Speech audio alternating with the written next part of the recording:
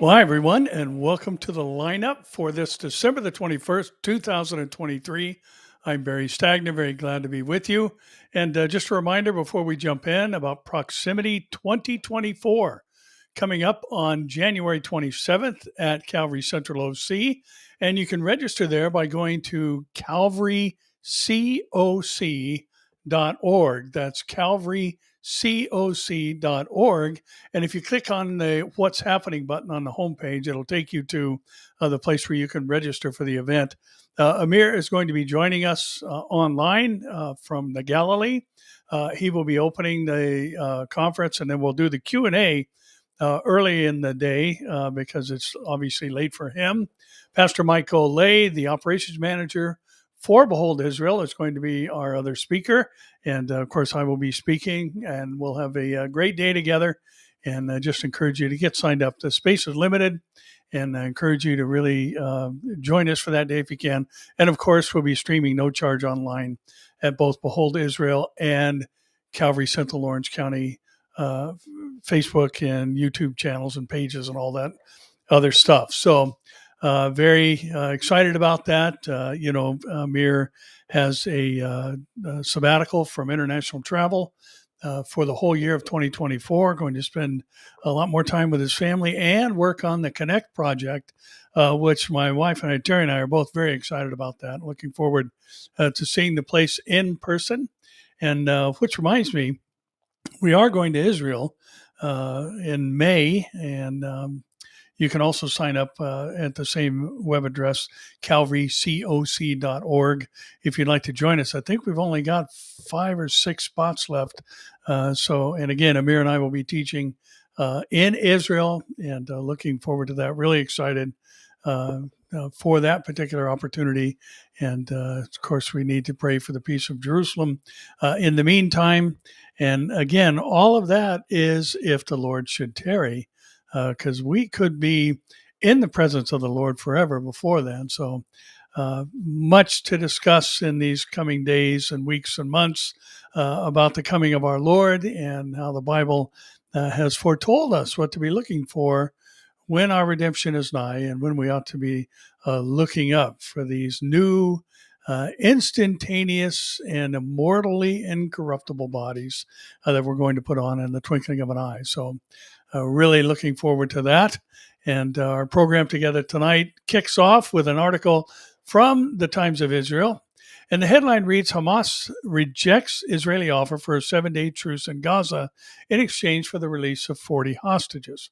And Hamas has rejected an Israeli proposal for a week-long truce in the Gaza Strip in return for the release of some 40 hostages, which would include all women and children that the terror group still holds, according to a report released on Wednesday. And citing Egyptian officials, the Wall Street Journal reported that under the rejected proposal, Hamas would also free elderly male hostages who require urgent medical care. In exchange, Israel would halt air and ground operations in Gaza for a week and allow increased aid into the coastal territory. But Hamas and Palestinian Islamic Jihad, another Iran-backed terror organization, slated to take part in negotiations for the first time, reportedly told Egyptian mediators Israel must pause its offensive in the Strip before they will discuss any potential deal. And even then, the report said that Islamic Jihad demanded that Israel free all Palestinian prisoners for the release of all the remaining hostages, estimated at some 100. I believe that number is actually closer to 129. Israel has said it will not halt its military campaign and that this condition is a non-starter for talks. And there are so many different bizarre things in these demands, and for the international community to be putting pressure on Israel in just multiple ways to be more targeted in their assaults. They've got tunnels underground all over the Gaza Strip, and there's no way to get to them.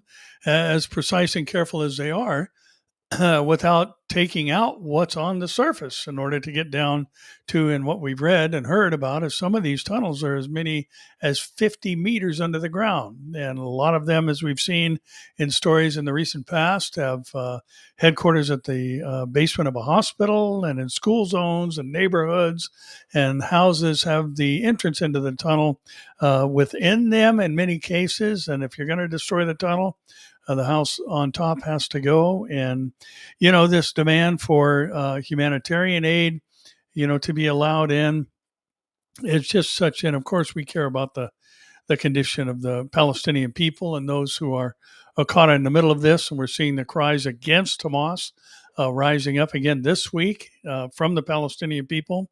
And, it's just bizarre how everything is different when it comes to Israel.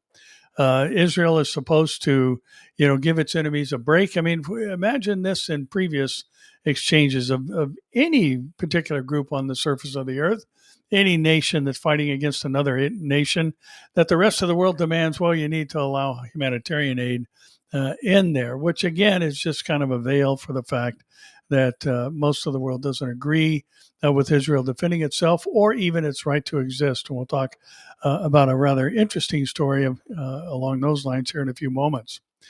In response to much of what's been said and some of the pressures from the Biden administration, World Israel News reports that Netanyahu called Hamas dead men walking. They have two options, the headline reads, surrender or die.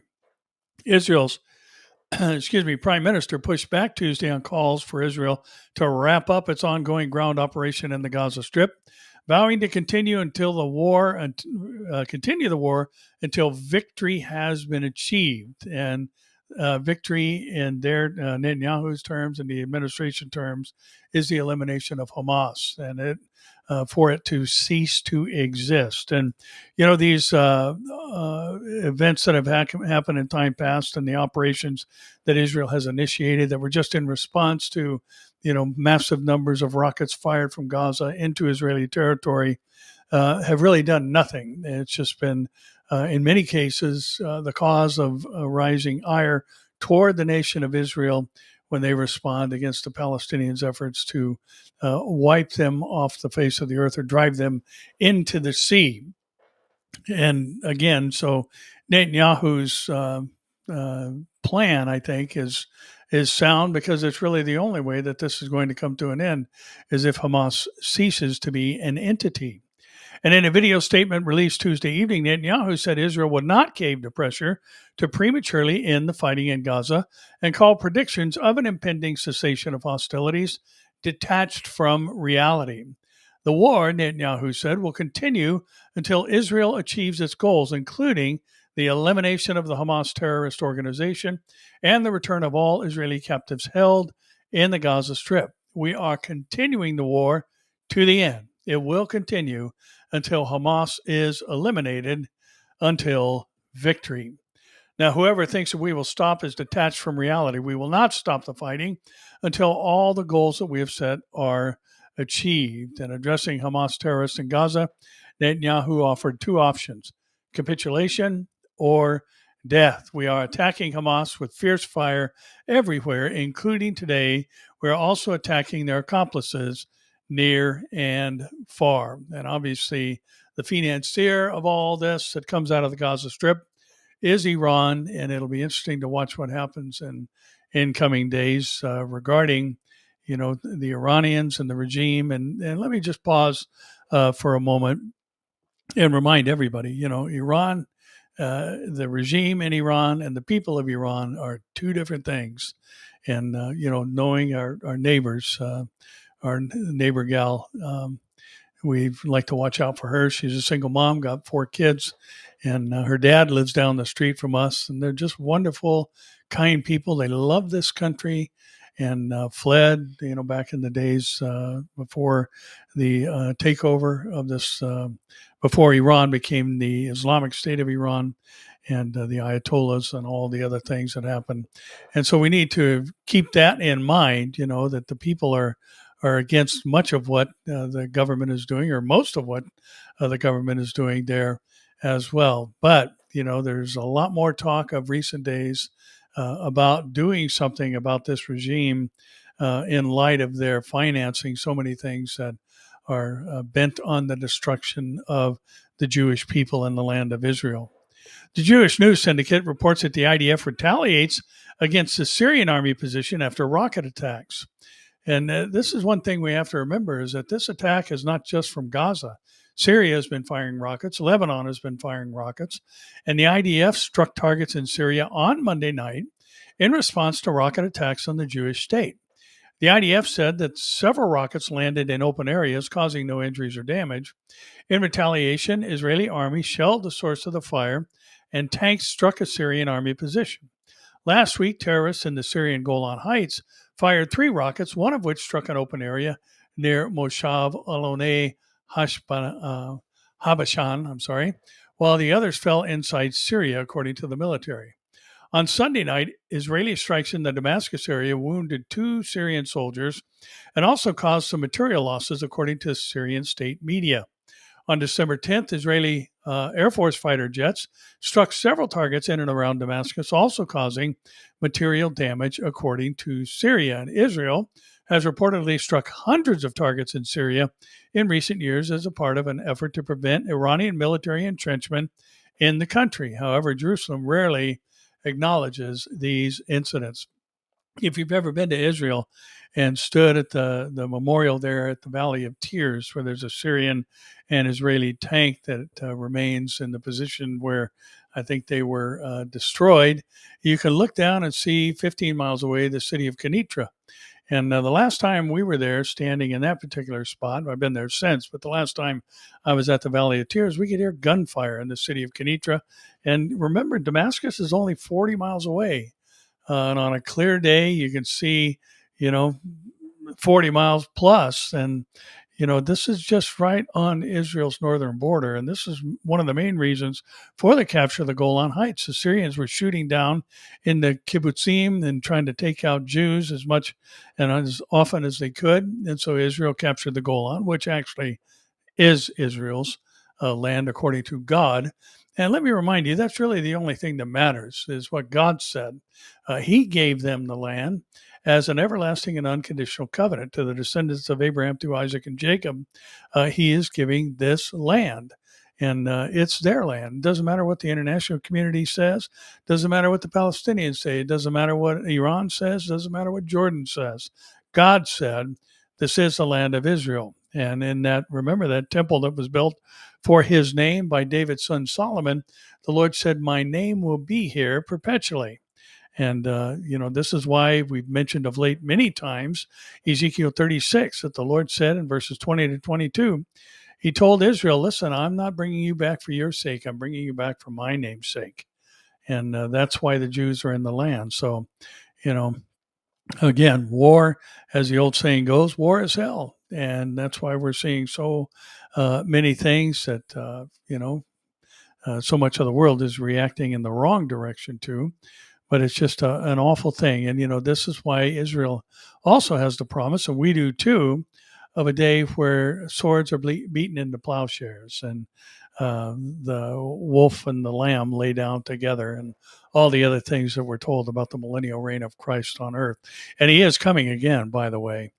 He's coming not to the earth, but he's coming and we're going to meet him in the air and forever be with him. But then we're going to come back with him at the end of the tribulation period when he brings an end to the war of the Armageddon, or the battle of the great day of God Almighty, as it's properly called. Now, we've referred to it as the Battle of Armageddon, but Jesus himself is going to come in a robe dipped in blood, and he's going to make war on his enemies. And of course, they will be soundly defeated, and then prophecies again will begin being fulfilled, relating in one of the famous Christmas verses, government, Isaiah 9:6, the government will finally be upon his shoulders, and he's going to rule the world with a rod of iron, as Psalm 2 says. So exciting times this Christmas season to think about the fact that we could very well be caught up together with the dead in Christ to meet the Lord in the air at any moment. Well, the Jewish News Syndicate says the Israeli Air Force launches preemptive strike on Hezbollah sites. Israeli Air Force jets, and remember, there's over 100,000 missiles pointed at Israel, many of them smart missiles, meaning they have GPS location devices attached to them, so they can hit a specific target, not just a dumb bomb that just blows up and indiscriminately blasts out in any direction. These are many of them are missiles or rockets that can be directed via GPS to a specific target. And Israeli Air Force jets on Wednesday conducted a series of strikes targeting Hezbollah terror infrastructure in Lebanon. The strikes, which appear to be preemptive, come amid a months-long escalation at the Israel-Lebanon border by the Iranian-backed terrorist group. On Tuesday, IDF struck several terror sites after a rocket was launched toward the Jewish state. The projectile fired from Lebanese territory towards the northernmost Israeli city of Metula landed in an open area, causing no injuries or damage. Also Tuesday, the Iron Dome defense system intercepted a suspicious aerial target, this would be code for a drone, that crossed into Israeli territory. In response, IDF aircraft and tanks struck a series of Hezbollah targets in Lebanon. IDF spokesman Lieutenant Colonel Jonathan Conricus warned on Monday that Hezbollah was dragging Lebanon into an unnecessary war. And he noted that since October 8th, the day after Hamas mass murder attacks on southern Israel, Hezbollah has fired more than 1,000 rockets, missiles, drones, and mortar shells toward Israel, and another Iranian finance group that wants to see from the desert to the sea, Palestine being free. In other words, the elimination of all Jews. And, we have to remember that, you're talking about the people group that per capita has contributed the most Nobel Prize winners of any country in the world. And they've given us wonderful technology and made just incredible medical advances that the whole world has benefited from. And, this whole boycott, divest, and sanction movement that gains traction here in the U.S. and then kind of goes back and forth as far as support, even from this current administration and the one that was prior to President number 45. They say don't use any type of Israeli-made products. And my response to that would be, you mean like Intel that you're using on your smartphone? And again, or your computer or iPad? And just thinking about all these things, it's just reminding us that there is a devil who is against the nation of Israel, and he has in time past. Remember, he went via Pharaoh after the destruction of the male child prophesied in Genesis 3:15 that would crush his head. He went again after him, the one born king of the Jews under Herod when Jesus actually had been born, and sought to destroy the coming Messiah through those means. He was unsuccessful there. Thought he had Jesus on the cross, but early in the morning on the first day of the week, up from the grave, Jesus rose because the grave had no right to him, and therefore he's been trying to eliminate all the Jews ever since then in an effort to discredit the Bible and prove it to be untrue. Well, according to Amos 9:15, the Jews will not be uprooted once God brings them back into the land. So we can rest assured of that. But again, now we're seeing Syria, which has a presence of 3 of the 5 named nations in the Ezekiel war scenario, present within their boundaries with military hardware and personnel. And now we've got the other northern border of Israel, which is the direction that the Lord said he will put a hook in the jaw and draw these nations down from the north, from the far north, actually. And so you've got both nations on the northern borders of Israel, the northwest and northeast, that are now militarily active against Israel. And we do know the outcome of the Ezekiel war for sure. God is going to intervene, and he is going to destroy those nations, 5/6 of their armies. And you'll only find this in the King James Version. I'm not actually sure where they came up with that particular percentage. But they record it as 5/6 of the invading armies lying dead on the mountains of Israel, requiring 7 months to bury them and burning the weapons for some 7 years. So we do know the end of all this. But let me remind you again, we do know our end as well. And our end is to forever be with the Lord. For to be absent from the body is to be present with the Lord. We know for one specific generation that we will have the privilege of instantaneously putting on a glorious body that is conformed into the image of Christ, resurrected body and glorified body, and we will forever be with him.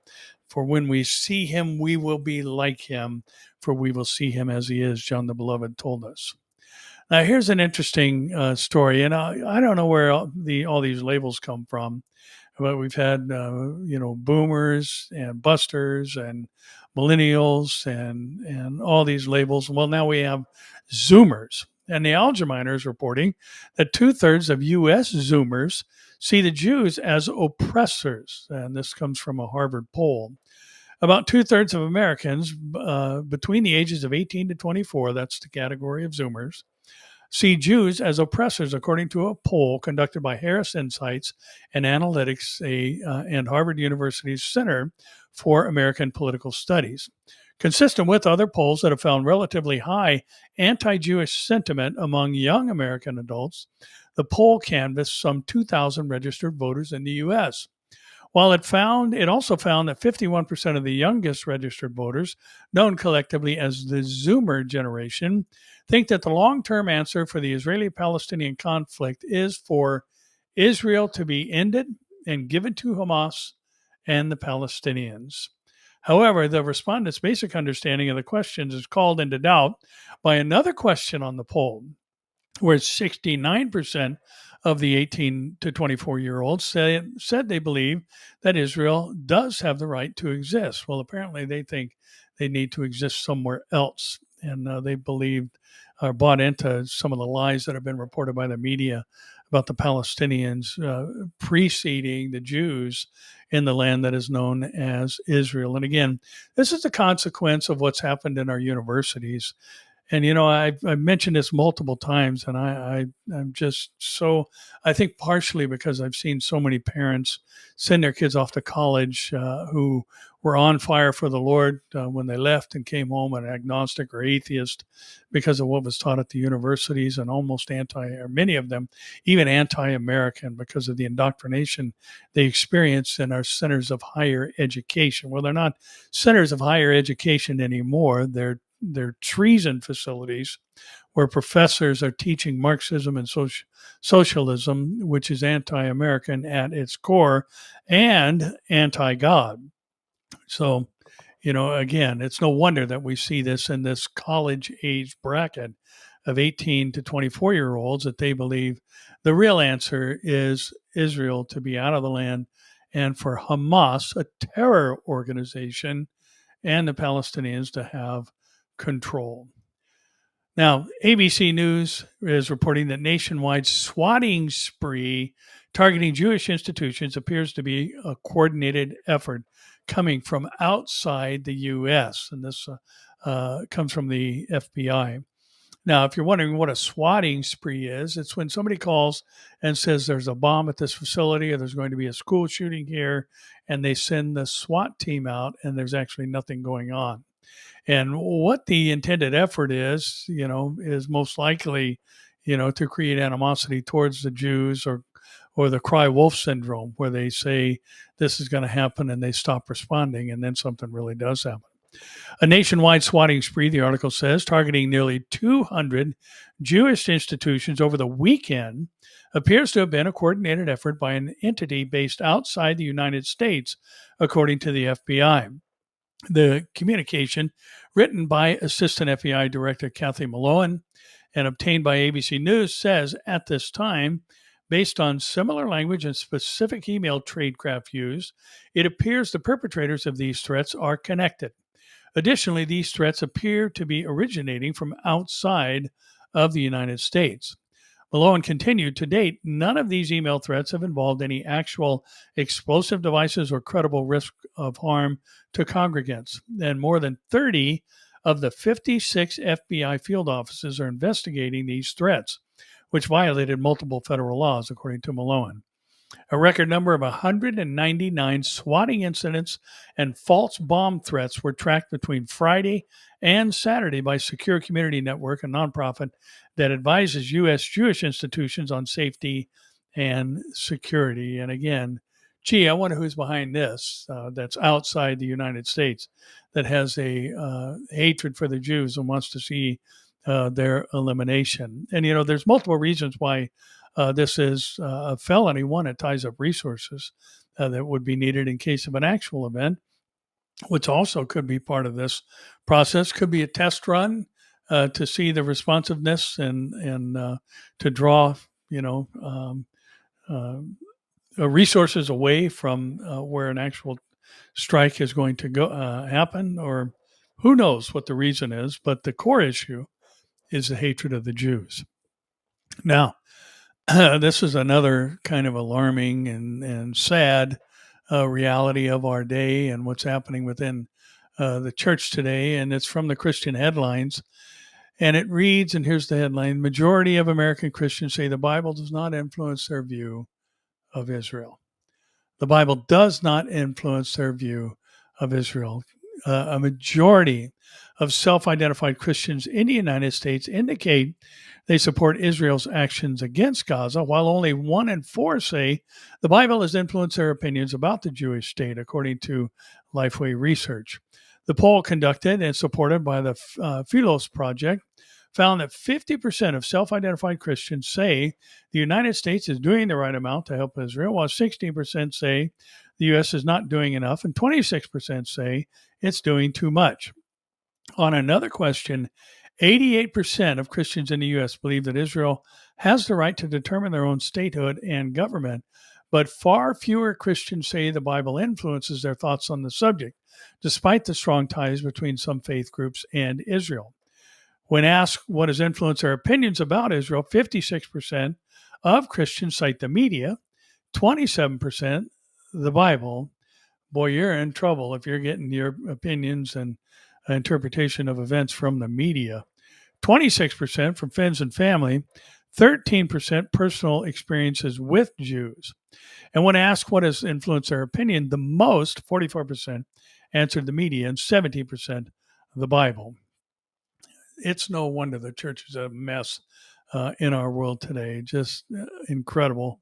American Christians have been following the war between Hamas and Israel, and 2/3 of those who attend church most often say their church has prayed for peace in Israel, according to Scott McConnell, executive director of Lifeway Research, who conducted the poll. While a majority of American Christians support military action by Israel now, a much larger group believe lasting peace must come by mutual agreement of Palestinians and Israelis. And again, they're getting this from the media, because if they knew the actual facts, they would know that the Palestinians have been offered land, offered peace time and time again, but the Palestinians never miss an opportunity to miss an opportunity. They say no to everything that has been presented to them, including portions of Jerusalem as their state capital. And again, this poll based on interviews with 1,252 self-identified Christians. Well, the Wall Street Journal says Hamas starts planning for the end of the war with Israel, and Hamas's political leaders have been talking with their Palestinian rivals about how to govern Gaza and the West Bank after the war ends. A fraught negotiation that threatens to put them at odds with the militant wing fighting against Israel. And the talks are the clearest signs that Hamas's political faction is starting to plan for what follows the conflict.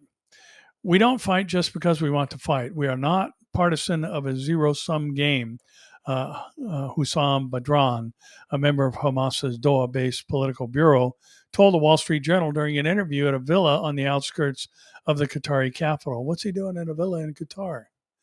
Why isn't he there with the people that he's using and the rest of the Hamas leadership is using as human shields?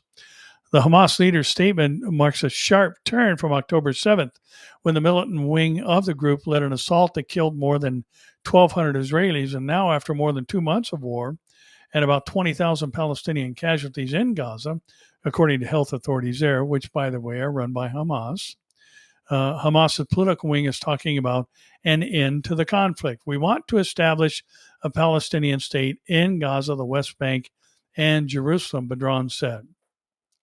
Hamas dual-based Politburo is on paper in charge of the group's affairs around the world, including in Gaza. But the divisions between the Politburo and its officials inside Gaza, which includes a military wing, have sharpened since the war began. And some of the options being considered are a multinational peacekeeping force involving Arab nations, which Hamas and the Palestinian Authority reject.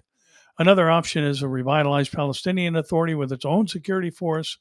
And while Hamas has long had a conflicted relationship with the PLO, which represents Palestinians at the United Nations and other international meetings, Badran and other Hamas political leaders now say they want to join its umbrella of political groups. It will be a national dialogue, Badran said.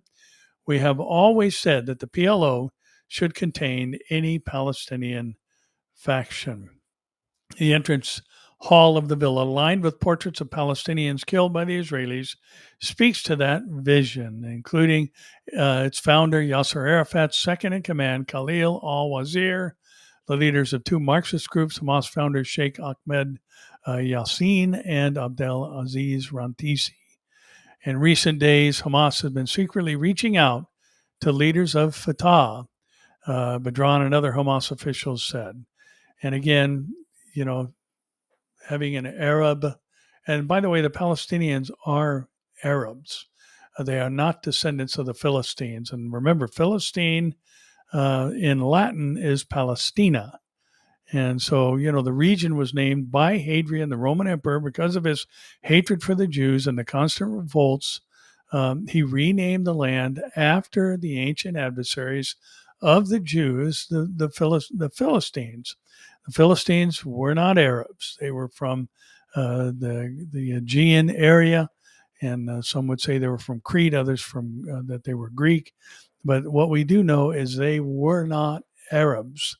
And these Jordanians that call themselves Palestinians are Arabs. And so, again, just considering, this supposed predating and having a right to the land is a bunch of non-historical nonsense. Now, the Times of Israel is reporting, and we'll broaden the scope out here a little bit, the Houthis are vow to keep up attacks in the key strait after the U.S. rolls out a plan to shield ships. Most major carriers, are not rushing to return vessels to the more cost-efficient route via the Suez Canal and Red Sea, despite the announcement of a coalition to protect marine traffic in Bab el-Mandeb. Houthi rebels in Yemen on Tuesday vowed to keep up attacks on ships passing through a vital Red Sea strait, declaring they would not be deterred by the announcement of an international naval coalition to protect the waters. And Mohammed Abdel Salam, the Houthis' chief negotiator and spokesman, issued the challenge a day after the U.S. announced a naval protection coalition following a series of attacks that led several of the world's leading carriers to announce they would bypass the strait and instead sail the long way around Africa. And at least one shipping company said it would continue to avoid the area on Tuesday, as many others indicated they would do as well. The American-formed coalition is to protect Israel and militarize the sea without any justification and will not stop Yemen from continuing its legitimate operations in support of Gaza, Abdel Salam wrote on the social media platform X.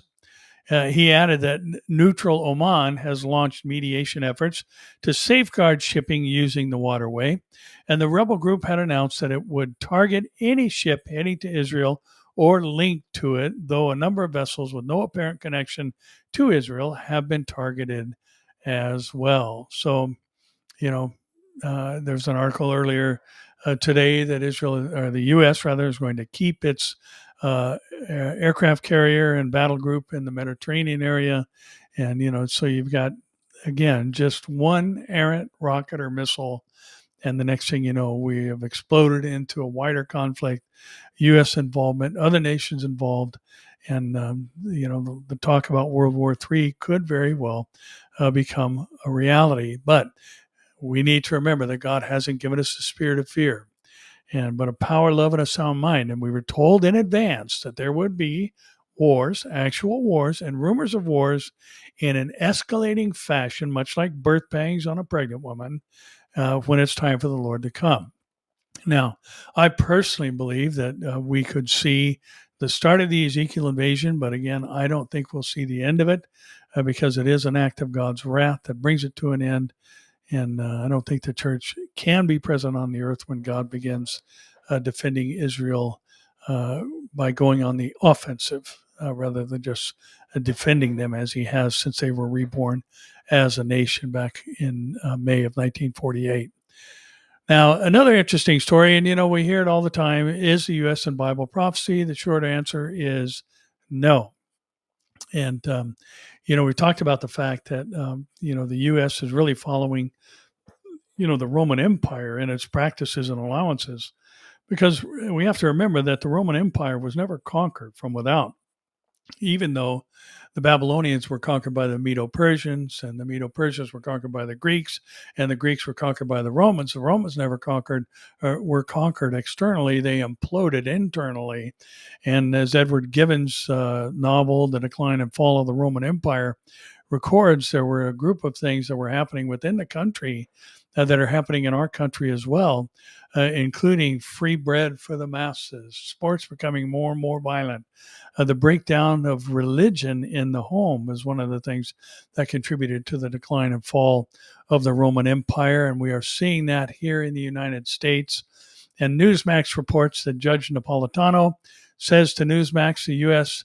is not a democracy if the Colorado Trump ruling stands.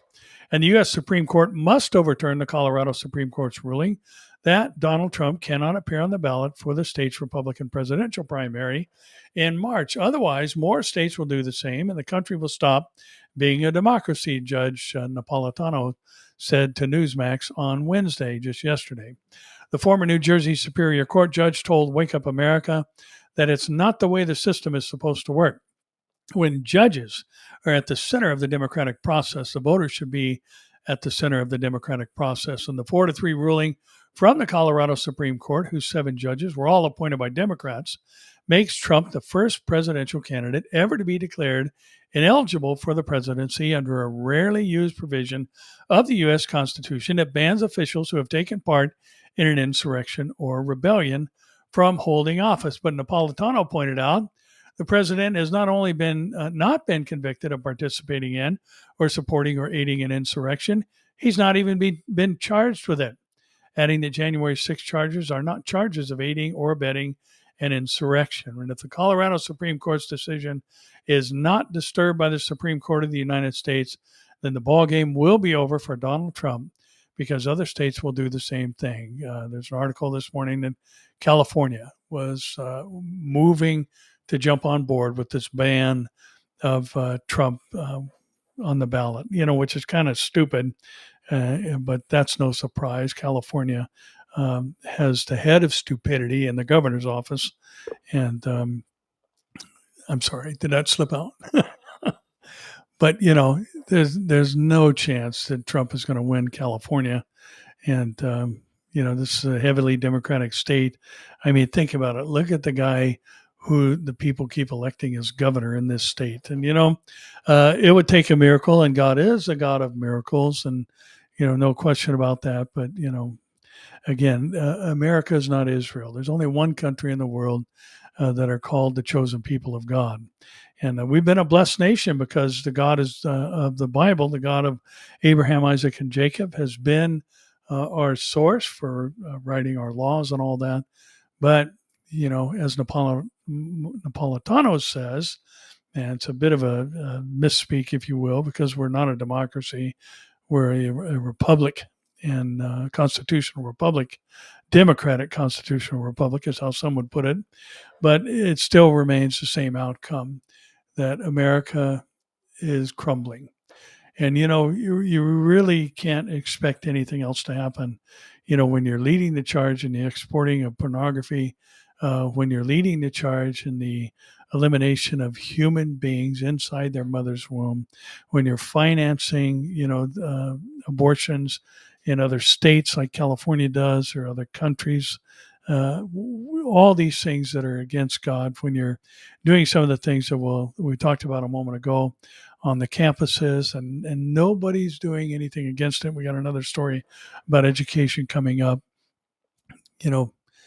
We are living in a time where woes are prophesied to those who call good evil and evil good. That's what Isaiah is all about. And we have to remember, even though Isaiah was written by a Jew to and about the Jews or Israel, there are matters in there that concern the whole of the world.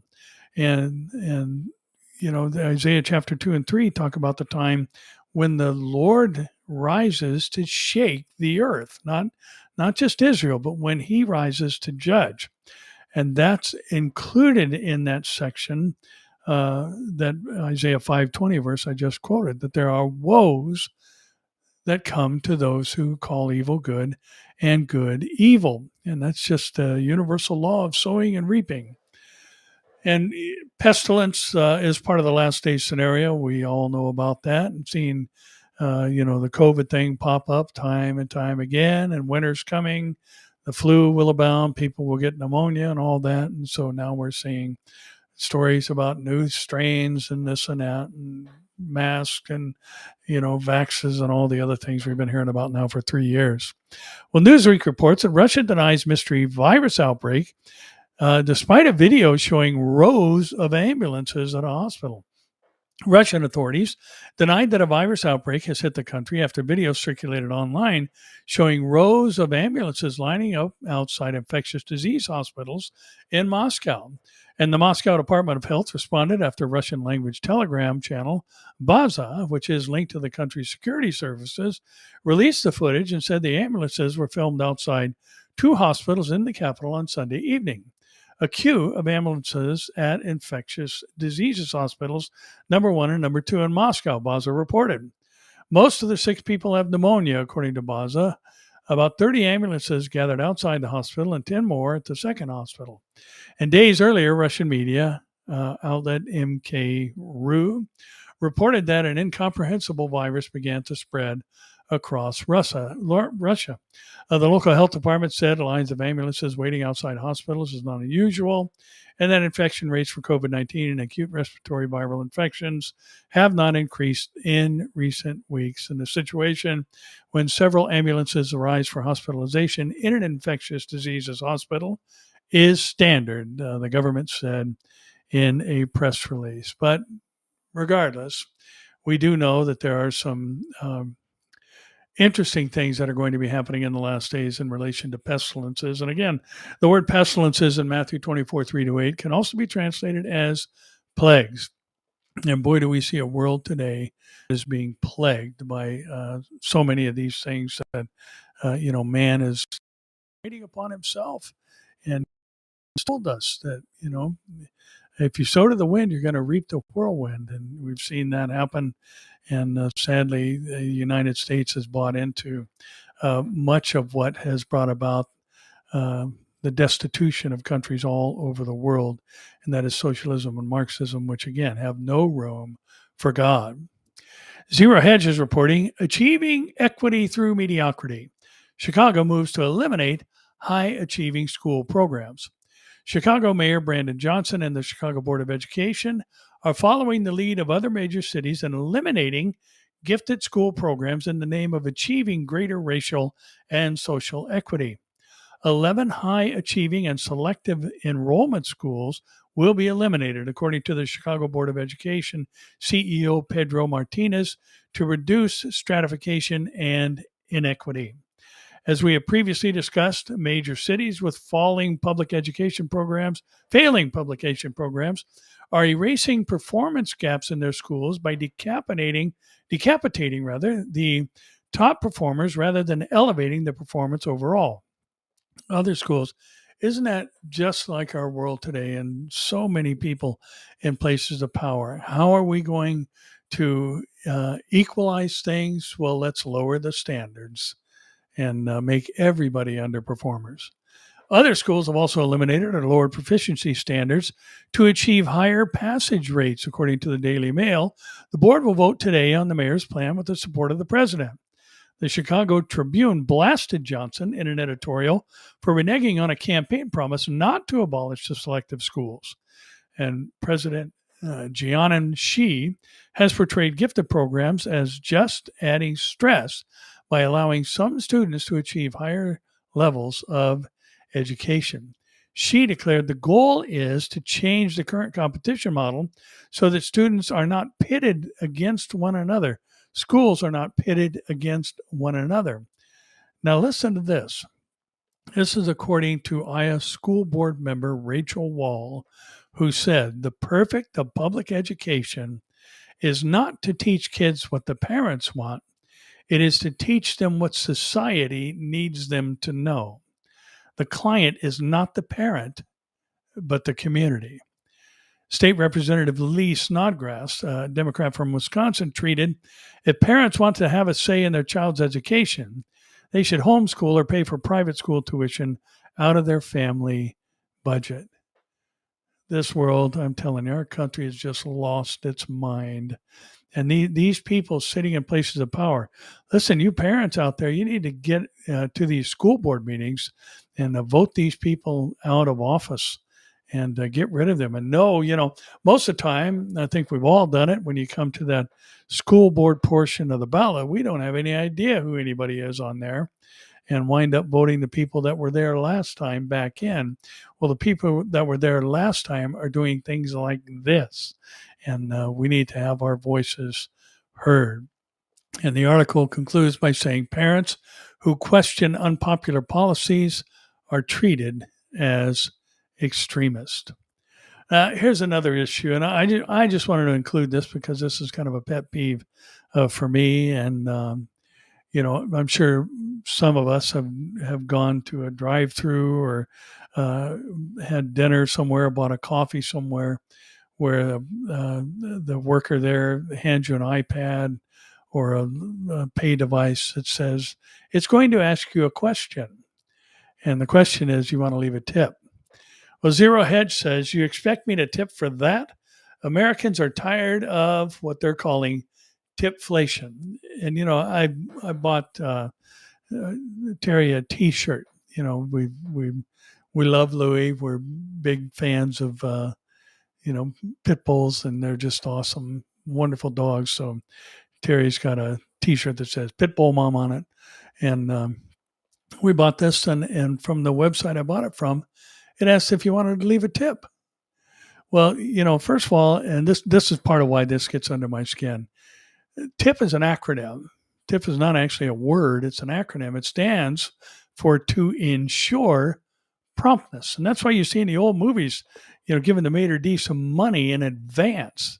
It was to ensure prompt seating and service. And that's what tip means. It's to ensure promptness. And, the T-shirt that they asked me if I wanted to give a tip for took forever to arrive. And, we're seeing the same things. And it's, again, just such a ridiculous world we live in. In an August survey of 11,945 U.S. adults, 72% of the respondents said they opposed automatic service charges that appear on their bills. One half of the respondents strongly oppose this practice. And American tipping culture has spiraled out of control, with more consumers opposed to these service charges and suggested tipping amounts, according to Pew Research. Consumers are also irritated by the tipping recommendations they receive at the checkout screen. According to Pew, 40% oppose this practice. The problem isn't tipping per se, it's the pressure of leaving a gratuity when the service doesn't warrant it. This is called tipflation, and it's irritating and confusing. And by a long way, what matters most to Americans when they're making tipping decisions is the quality of service they receive. 4 out of 5 Americans told Pew they always leave a tip when dining at a restaurant with servers, but only 12% say they always tipped at a coffee shop. That's because there's a sizable effort gap between serving tables and filling a cup of coffee. But tipping is now expected in far more places, and 72% said in the survey tipping expectations are more common today than they were 5 years ago. And excessive tipping is a hangover from the pandemic. Service charges and suggested tipping amounts were meant to help businesses survive the pandemic when public health measures prevented people from dining out. And now we've got, as it said, these minimal services that are requesting a 15, 20, or 22% tip, and many of them just putting it on the bill. And the article goes on to say, well, a lot of that is because the business doesn't want to pay higher wages and are trying to make up for the shortfall by including a tip on the bill. Well, I wanted to end with this. It's Christmas, and we know that our God loves us enough to send his son into the world in the form of a human child, that he might become our kinsman redeemer and die for the sins of the whole world. He was born in the most humble of circumstances, and born in a manger, no room in the inn, and all the other wonderful things we consider about the Christmas story, and how the angels sang glory to God in the highest, peace on earth and goodwill toward men. And I wanted to show you this, and let me just um, read. This comes from Space Weather, and again, I like watching some of these anomalies, and that's again part of the last days scenario. There'd be unusual events, signs in the heavens, so to speak, and the heavens are broken down into three different categories according to Scripture. Paul, remember, was said he knew somebody caught up to the third heaven. Third heaven is a domain of the angels and God, and then you've got the heavens where the stars exist, and then you've got the heavens where the birds fly. And this is the first heaven, if you will. And Space Weather reports an outbreak of polar stratospheric clouds. The article says it's that magical time of year again. Chad Blakely, owner of the Aurora Tour Guide Service, lights over Lapland and Abisko, Sweden. We just witnessed a spectacular display of polar stratospheric clouds. Widely considered to be the most beautiful clouds on the Earth, polar stratospheric clouds, or PSCs, are rare. Earth's stratosphere is very dry, and normally it has no clouds at all. PCS is formed when the temperature is in the Arctic stratosphere. In the Arctic stratosphere, it drops to a staggeringly low negative 85 Celsius. Then and only then can widely spaced water molecules begin to coalesce into tiny ice crystals. High altitude sunlight shining through the crystal creates intense iridescent colors that can rival auroras, and NASA forecast models of the polar stratosphere shows that temperatures have indeed dropped into the very low range for typical type 2 PSCs. And the first sightings are normally in January, whenever these do appear, and they are rare. So December 17th is unusual. So I would put it in the anomaly category, even though it's not maybe radically unusual, but they're rare in and of themselves. And I wanted to show you these just as a reminder that our God is an awesome creator, and his majestic hand has created all things. And here's just one of the pictures. And these are clouds. This is not, there's no filter on this. These are the actual clouds that are appearing in these pictures, again, taken from Sweden. Rare, and the colors are just obviously magnificent. It does resemble the aurora borealis, but it is not. These are just a rare type of cloud. And, I can't even imagine how amazing heaven is going to be. Streets of gold, gates of a single pearl, foundation of precious stones, 12 layers thick, each of them, representing the 12 tribes of Israel, and just amazing what we're going to see someday. And again, remember, it's going to happen in a moment, in the twinkling of an eye. Well, that's it for this week, and thought you might enjoy those pictures. I know I certainly do. Enjoy seeing God's creative capabilities at work in ways that are rare and mostly unseen by the whole of the world. But today, because of the age that we live in, the technological advances we have, we can see the handiwork of God in new ways that we've never seen before. Well, that will be it for this program, and let me wish you a very Merry Christmas, and hope that your days are merry and bright, so to speak, as the song goes. But most of all, that the warmth of what God has done for us would fill your home and your hearts and minds during this Christmas season. And again, I just mentioned this in church, and wrote something about it on devotional. Let's put down all the fights about Christmas. It's very unlikely that December 25th was the day that Jesus entered into the world for various reasons. But you know what? He still entered into the world. And that's what the Christmas story is all about. That Christ came into the world as a humble, small child born in the most meager of circumstances and situations, grew up as a young child just for the purpose of dying for the sins of the world. It's an incredible story. That's why it's called the greatest story ever told. So, if you're able and not a shut-in, make sure that you're in church this weekend. Make sure you invite somebody. I mean, people expect to be invited, as they're called CEOs, Christmas and Easter only. There are people who are invited, expect to be invited to church, and or will just make their journey to church on those two occasions. So, hey, take a chance. Open your mouth and ask somebody to come and hear about the great I Am who came into the world as a humble child, because God so loves the world that he gave his only begotten Son, that whoever believes in him would not perish but have everlasting life. Well, that's it for this week. We will be with you next week for our final program of the year. Reminder, Proximity 2024, calvarycoc.org if you'd like to sign up. And again, you can, at that same address, join us for our Israel trip. Amir and I will be teaching, and the dates are in May. I think it's the 13th through the 21st, if I remember right. And, people, we haven't had any cancellations whatsoever from those who already signed up. And again, I think we have 5 spots left. So if you'd like to go, it'll be a great time in the Holy Land. And, as Amir and others have said down through the years, when you pray, prayer there is a local call, because it's a place that God has put his name forever. So Jerusalem, that is.